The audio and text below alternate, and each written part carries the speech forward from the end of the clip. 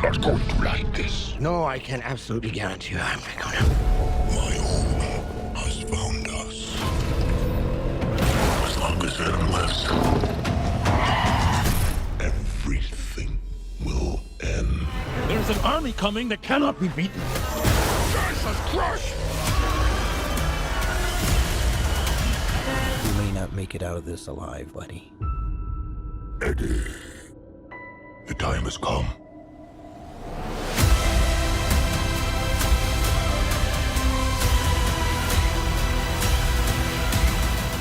Venom: The Last Dance has finally walked its way onto theaters, and let's be real, it's a bit of a disaster, and not the fun kind. No, that's not fun. What they were doing wasn't fun. They kept zapping us and zapping us. Idiots! Savages, idiots! The first two films weren't exactly masterpieces, but they gave us Tom Hardy fully embracing his inner nutjob as Eddie Brock, along with his hungry symbiote pal Venom. The whole setup was like a twisted buddy comedy, with Hardy doing all the heavy lifting as he bickered with himself in a way that made Eddie and Venom's dysfunctional relationship darkly funny, occasionally touching, and most importantly, entertaining. This place is an all-you-can-eat buffet. Who's going to care if I polish off a couple of these idiots? You can't be sure who is and who is not guilty, buddy. You suck! You suck! Excuse me? Yeah, wow. I don't have an explanation for that. I think I'm having a panic attack. Add in some CGI monstrosities, some decent plot progression, and minor character growth, and you've got a franchise that was weird, silly, and just a little bit self-aware. But The Last Dance takes everything that worked in the first two films and somehow manages to mess it all up, highlighted by its underperformance at the box office. Gone is the charm of Eddie and Venom's strange bond, replaced by a lazy mess of a script filled with holes, contrivances that stretch credulity, incoherent motivations and choices, in addition to characters that feel as deep as a puddle.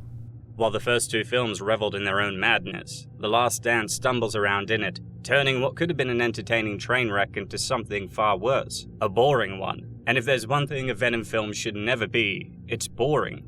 Hey guys, what's happening? Nihat here with Film Comics Explained, and today we're diving into the story, its characters, and the many problems with the movie. What are you? We are. We're Venom! Delicious! You take me to all the finest places. The film begins on Clintar, the desolate world of the symbiotes, where the dark god Null has been imprisoned for his brutal tyranny.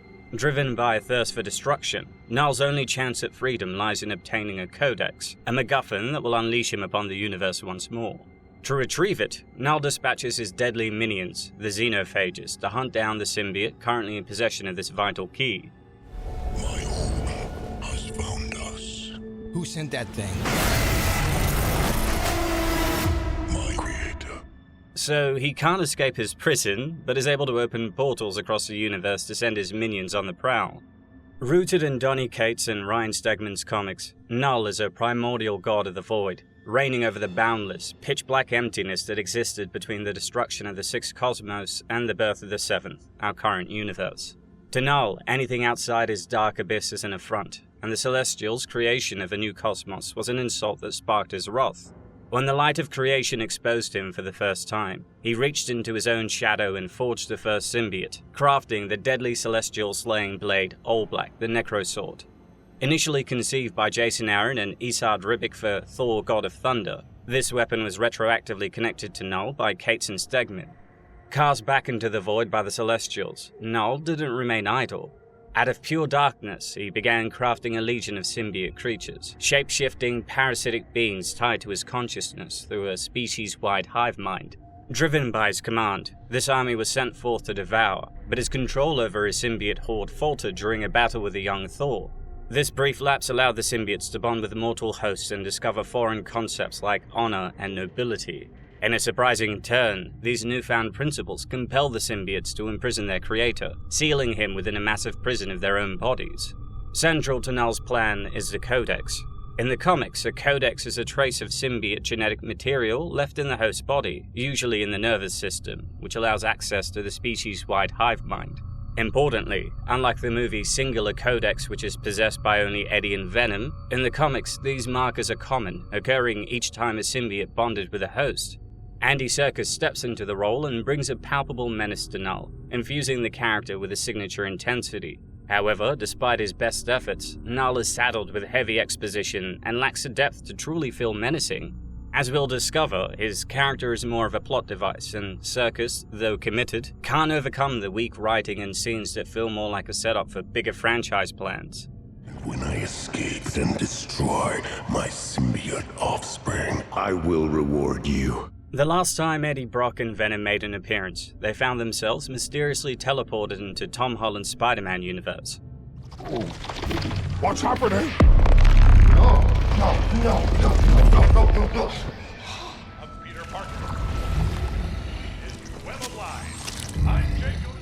But if you stuck around for Spider-Man No Way Home's mid-credit scene, you'd know that any potential showdown between Venom and Spider-Man was dead on arrival, as the pair got zapped into their own universe courtesy of Doctor Strange before anything significant could happen.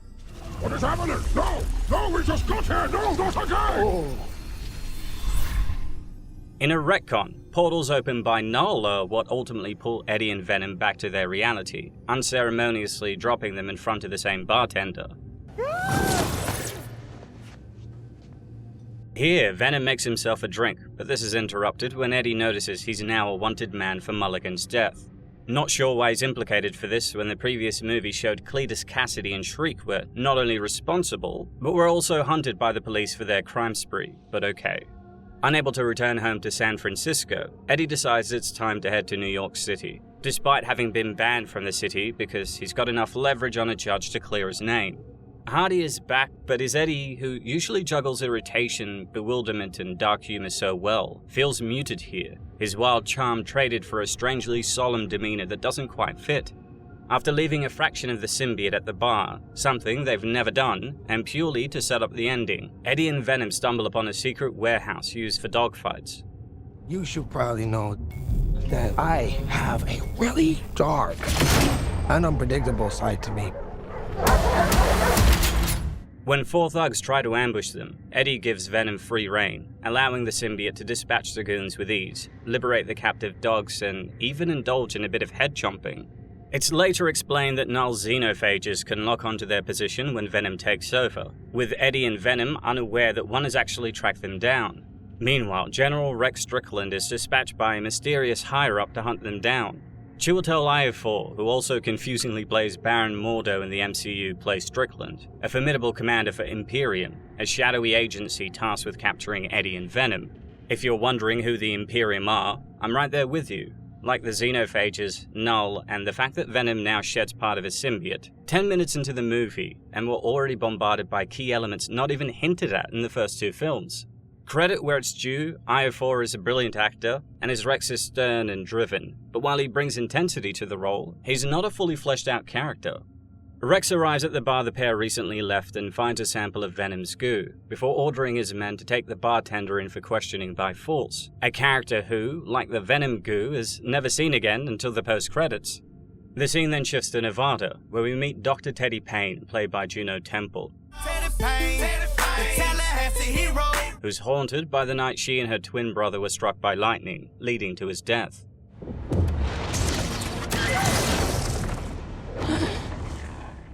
Payne is a gender-swapped version of Dr. Thaddeus Payne, the antagonist of the 1996 comic Venom the Hunger by Len Kaminski and Ted Halstead. Yet aside from having the same last name and shared scientific interests, there's little resemblance between the two characters.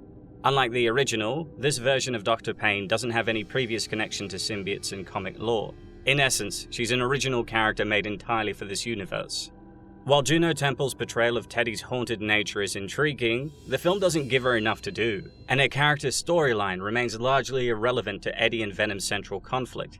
Teddy receives a call summoning her to Area 51, where the clock is ticking with only 3 days left before its decommissioning. Arriving at the facility, she meets her colleague Sadie, nicknamed Christmas for some reason and played by Clark Bacco, in addition to General Strickland. Her lab is dedicated to studying symbiotes recovered on Earth, and the trio soon arrive at the containment cell holding Detective Mulligan, now the host of a symbiote known as Toxin, who delivers a warning about the looming threat of Null. Stephen Graham returns as Patrick Mulligan and also voices Toxin. Mulligan's dynamic with his symbiote is darker and more introspective than Eddie and Venom's, but Graham is resigned to being a one-dimensional character. Meanwhile, Eddie and Venom are en route to New York, hanging onto a plane without any explanation as to how they arrived there. We can take these beats, which are basically the beats of your outline, and if the words "and then" belong between those beats, you're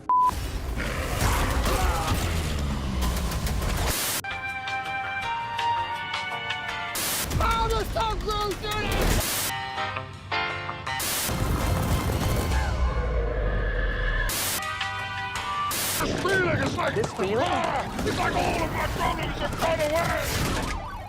They're then attacked mid-air by a xenophage, which leaps 20,000 feet into the air, and never seems to be able to do this again later in the film, mainly because the writers realized this was way too OP.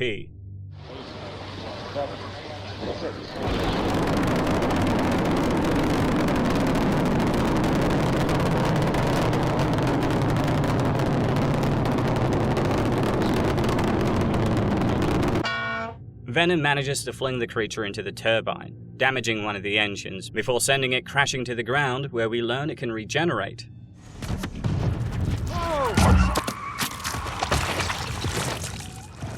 Not only do we not know how they made it onto the plane, but we're never told whether the aircraft managed to make a safe landing. The pair are just never forced to reckon with the fact that they put innocent passengers at risk. We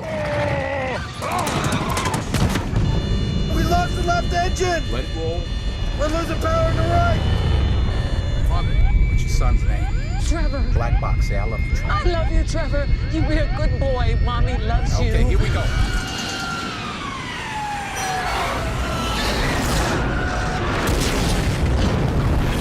Meanwhile, I know Lady Luck is on our side tonight! No, I would say that Lady Luck is definitely not on your side tonight.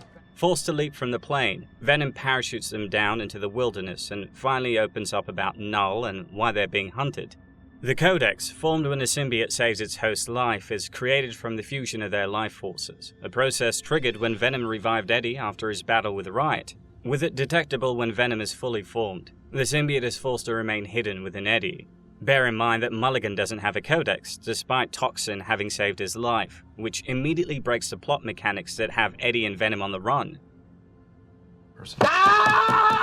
Now, we also know that there are at least thousands of symbiotes, and there should technically be many codexes out there in the universe. Later in the film, we also see symbiotes reviving their host and saving them from death, but the movie ignores this and doesn't give them all codexes.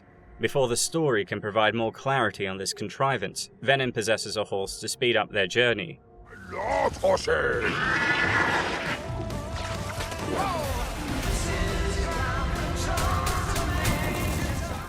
Hot on their trail, Strickland dispatches mercenaries to capture them, forcing Eddie to kill one in self-defense, a choice he quickly regrets. As the mercenaries prepare to finish them off, the xenophage catches up to them, conveniently tearing through the soldiers like a wood chipper and providing Eddie and Venom the chance to escape. Back at Area 51, Toxin declares that as long as Venom carries the Codex, the world is in jeopardy, and frustrated by the death of his men, Strickland decides to capture and kill Eddie. Venom carries the key to Null's freedom. Destroying the Codex is the only way it remains unobtainable. Wandering through the wilderness, Eddie encounters the Moons, a hippie family consisting of Martin, Nova, and their children Echo and Leaf. So nothing died on that plate, Namaste, man. Thank you. Hard pass! Rather than being concerned that a barefoot stranger has entered their camp in the middle of nowhere, they offer him food and a ride to Vegas, explaining that they plan to see Area 51 before it shuts down. In another confusing casting choice, Rhys Ifans, who also plays Lizard in The Amazing Spider-Man and Spider-Man No Way Home, plays Martin, a quirky hippie and alien enthusiast. Martin's fascination with extraterrestrial life and conspiracy theories serve as comedic relief, and Ifans leans into the absurdity of his character with enthusiasm, but his role is mostly tangential to the main conflict. Alana Ubach's Nova matches her husband's eccentricity, making the two a perfect match in their oddball world, though they won't be winning any Parents of the Year awards for some obvious reasons. Baby, not now. How is social services not taking us away yet? The family's road trip includes a sing-along to Space Oddity, during which Venom reflects on how Eddie could have been a good family man. I wasn't a fan of the singing, but I thought the moment added heart to the Eddie-Venom dynamic, which is quickly forgotten as the film scrambles to the next plot point. After parting ways in Vegas, Eddie and Venom then conveniently encounter Mrs. Chen, who invites them up to her room to freshen up. Peggy Lou returns as Eddie and Venom's only true friend, adding moments of humor. Yet at the same time, their encounter is just another weird contrivance that doesn't add to the story, is merely there for the sake of comedy, and actually clashes with their motivations. You know, I stole this suit off a guy who pissed on me. Well, that explains the stink. Though Eddie is focused on leaving Vegas as they're in danger, Venom has other ideas, namely, an absurdly goofy dance sequence with Mrs. Chen. The ridiculous moment defies all logic. Venom, who's been terrified of merging with Eddie to avoid detection, suddenly throws all caution to the wind because the writers need them to be found now. You can dance. You can dance. The dance enables the xenophage to find their pair, but because the writers now need them to be captured by Imperium, the creature leaves for no apparent reason, enabling Strickland to separate Eddie from his symbiote and take them captive.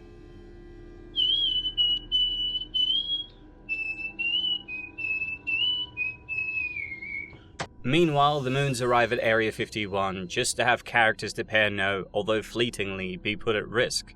As Eddie regains consciousness, Strickland drags him from his cell and shoots him to destroy the Codex. But Venom, who's been hiding by latching onto Sadie somehow, reunites with Eddie and saves him. When the xenophage arrives, Toxin fights it off, allowing Venom and Eddie to flee before it ultimately devours him. Teddy and Sadie then release the other symbiotes from containment, who then magically bond to the first injured and dying person they find. Remember, in the previous films, it's established that Venom and Eddie form a perfect symbiosis, something that is rare and hard to find. From Venom struggling to find another host after his breakup with Eddie, to Cletus Cassidy laughably being explained as not being symbiotic with Carnage. Look! They're not symbiotic. They're not a match. We are. More than that, by the very fact that the symbiotes are saving their lives, there should now be multiple codexes, but the writers have forgotten the one thing that is tying the xenophage to Eddie and Venom. What the hell is a codex? Hold on, god damn it. Oh, shit. $2. It's $2. God damn it. Some of these symbiotes are based on characters from Venom Lethal Protector, the 1993 series by David Michelini. We have Riot with grey hammer hands, Phage who has brown spiked limbs, Lasher who's green with extra tentacles, Agony who's purple, and Scream with yellow weaponized hair. With that said, the movie never names them, and technically already used Riot in 2018's Venom. But nobody's keeping track of continuity if we're being honest.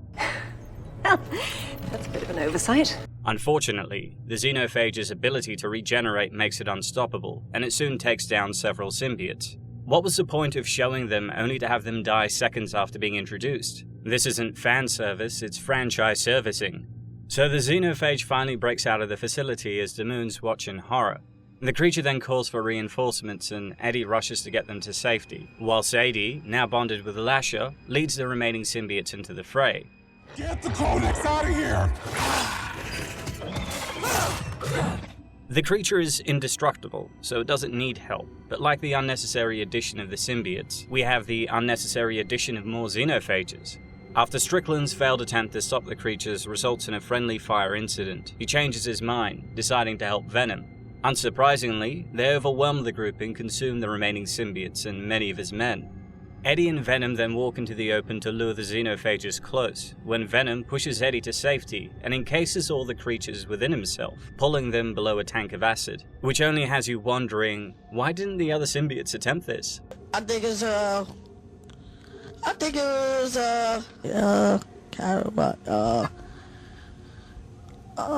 don't know about carrots. I don't know nothing about that. Strickland, who's also caught in the acid spray, then detonates a grenade, sacrificing himself to blow the place sky high, while Teddy, bonding with the symbiote Agony, saves herself and Sadie from the blast.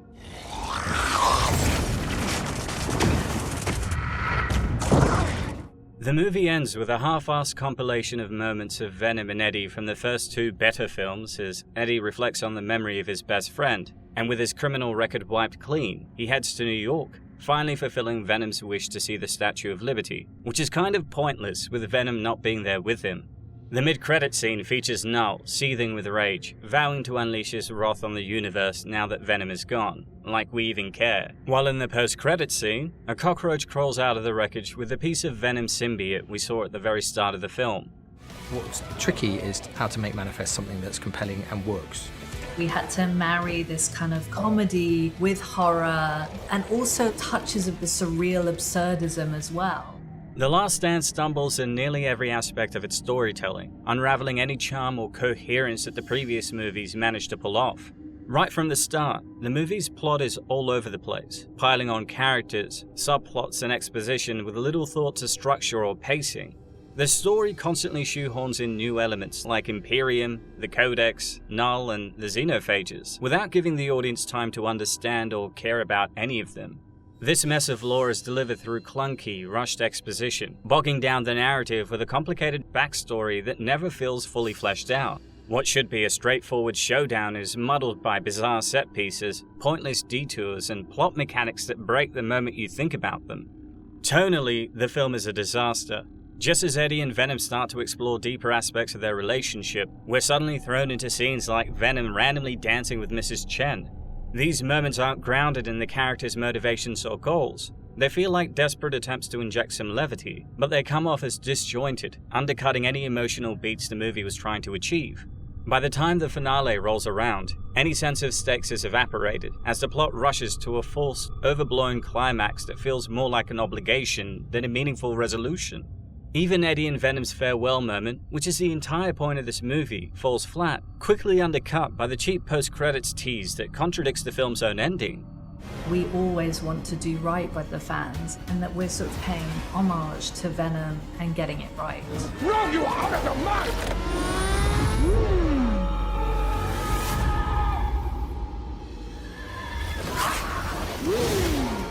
Venom: The Last Dance falters because it doesn't seem to know what it wants its characters to be, or why audiences should care about them.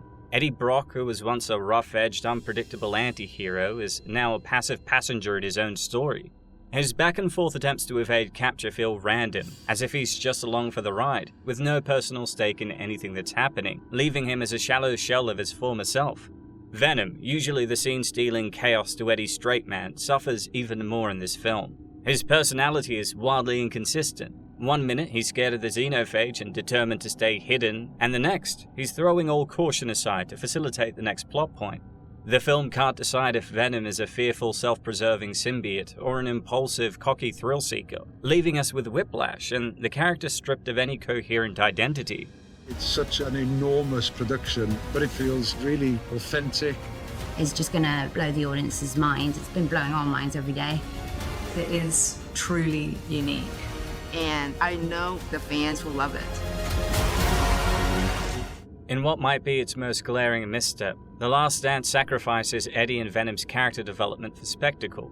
The quirky, codependent dynamic between them, a blend of bickering, humor, and reluctant camaraderie, has always been the heart of these films, but here that relationship is pushed to the sidelines.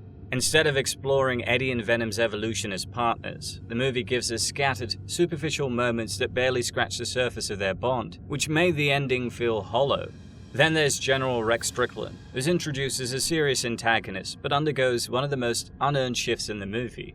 His character is poorly developed, operating more as a plot tool without a believable arc. Instead of providing a credible human threat or serving as a foil for Eddie and Venom, Strickland feels like an afterthought, thrown in to fill out scenes without purpose. Dr. Teddy Payne is another pointless addition. Introduced with a traumatic backstory that doesn't go anywhere, her character is quickly sidelined and boiled down to an odd mix of exposition delivery and one-dimensional motivation with no real impact on the plot. Supporting characters like Mrs. Chen, Sadie, and the Moons, who were just there to provide quirky scenes, add nothing meaningful to the story.